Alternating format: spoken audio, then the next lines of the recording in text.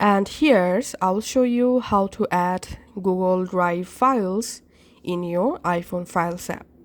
First of all, make sure you have installed the Google Drive apps in your iPhone. So go to your App Store and here search for Google Drive.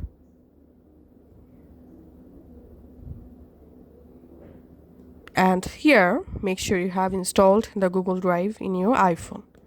Now go ahead and launch the Google Drive app. So here's my Google Drive and make sure you have signed into your Google Drive account.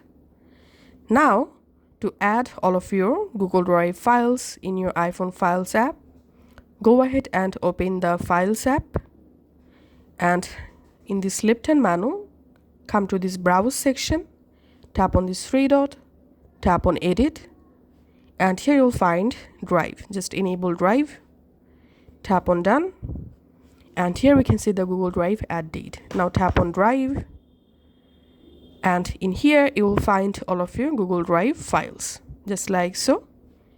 Thanks for watching.